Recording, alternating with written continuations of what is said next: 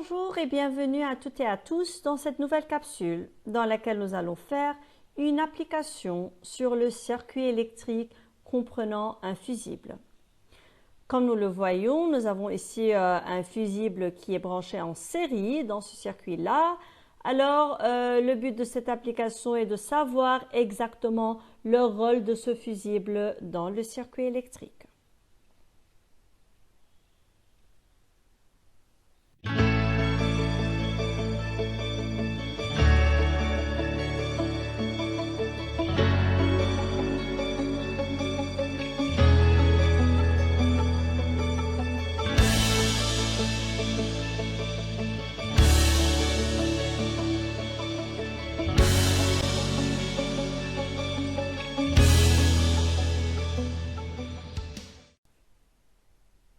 Voilà, pour mettre en évidence le rôle d'un fusible, on réalise le circuit électrique suivant qui comporte en série différents éléments électriques.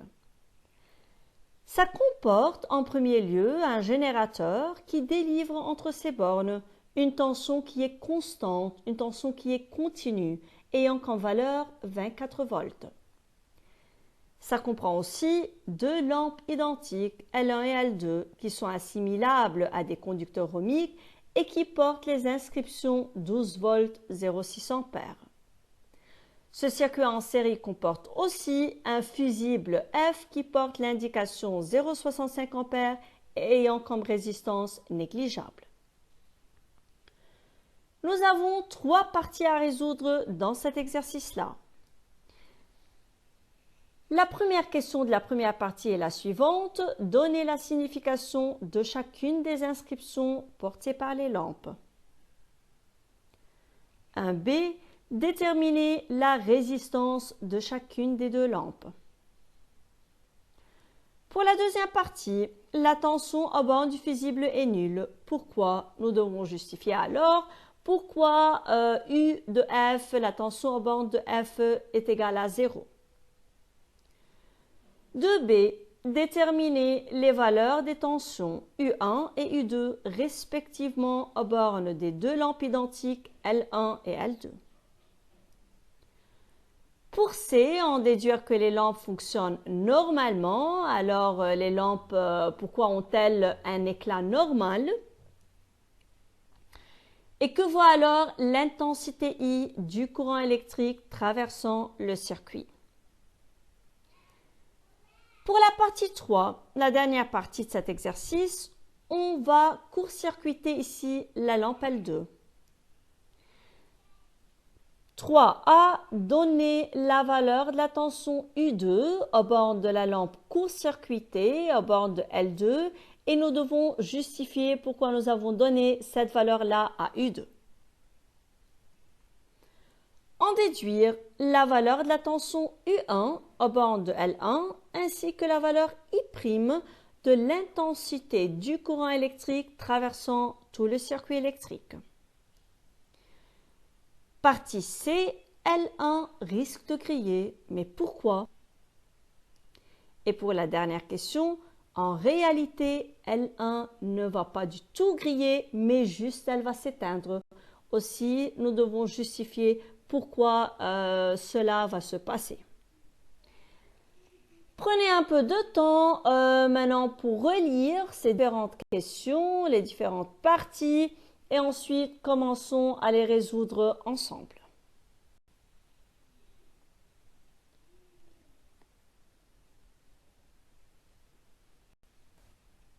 Commençons par la première partie. En premier lieu, nous devons donner la signification de chacune des inscriptions portées par les lampes.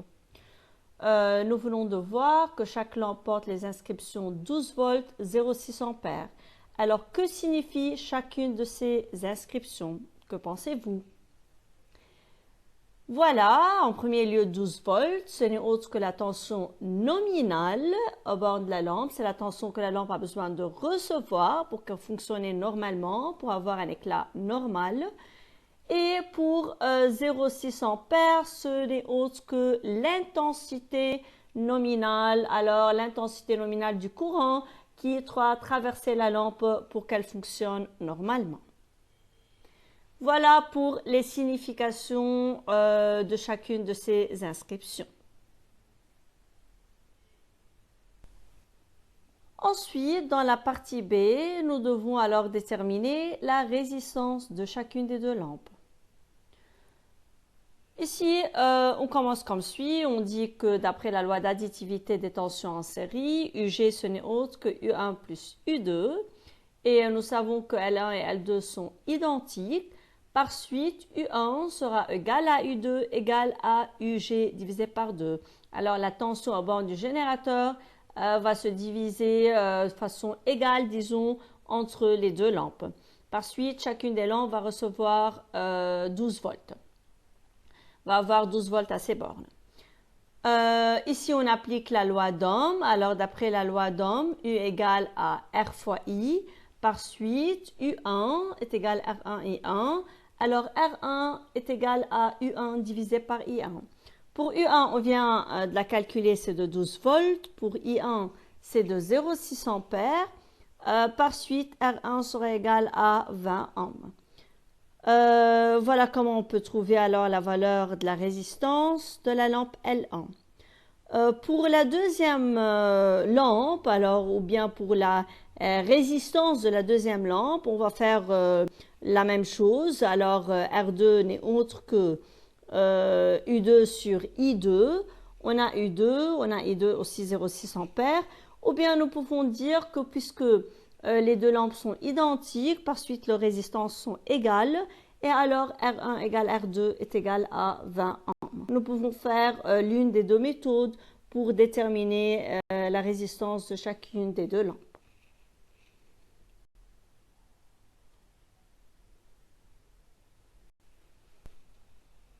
Deuxième partie de cet exercice. La tension aux bornes du fusible est nulle. Pourquoi?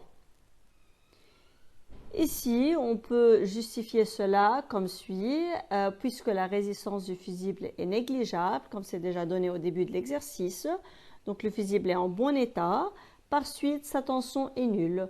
Alors, résistance négligeable, U égale R fois I, et résistance nulle, à peu près nulle. Par suite, la tension sera nulle aussi. Voilà comment on peut justifier pourquoi la tension à borne du fusible est nulle.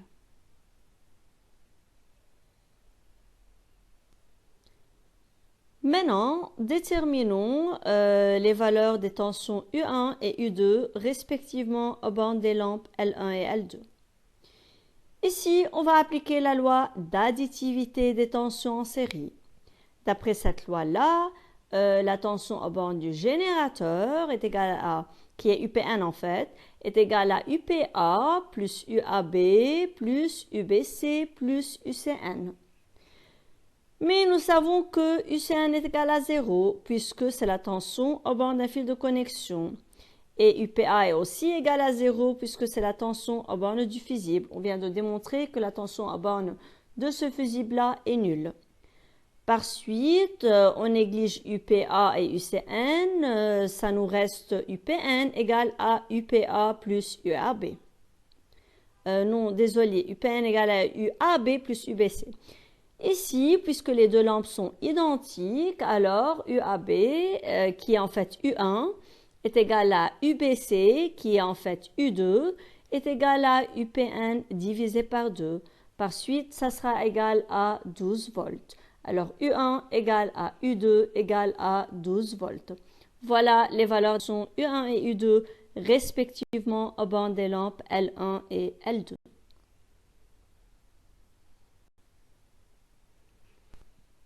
Partie C. En déduire que les lampes L1 et L2 fonctionnent normalement. Ici, puisque la tension aux bornes de U1 est égale à 12 volts, on vient de démontrer cela. De même, la tension aux bornes de U2 est égale à 12 volts. Alors, les deux lampes sont en train de recevoir une certaine tension, ou bien ils ont une certaine tension à leur borne égale à leur tension d'usage qui est égale à 12 volts. Comme on vient de voir au début, d'après les inscriptions portées sur les lampes. Alors, puisque les lampes sont alimentées par une tension de 12 volts, qui est une tension égale à leur tension nominale Par suite, ces lampes-là fonctionnent normalement.